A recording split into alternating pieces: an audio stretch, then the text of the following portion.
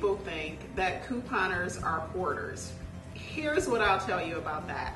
There is a thin line between couponing and hoarding. Once you stop having to pay for toothpaste and deodorant and toilet paper, it becomes a little bit addictive. And you might go out and just start buying everything that you can possibly get for absolutely free. But the great thing about quick couponing is that we try to temper a lot of that by teaching you that your time is your money.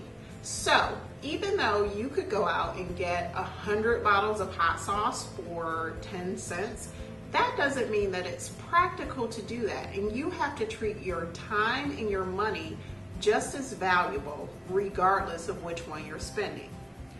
Quick couponing takes you through that journey and makes sure that you don't become a hoarder.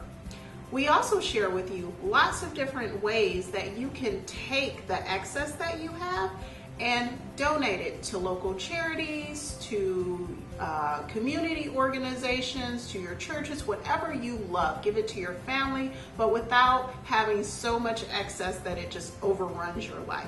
So if you want to start saving lots of money on your groceries and possibly be able to help other people with the excess that you may kind of stock up along the way, then go to www.quickcouponing.com and start your savings journey today.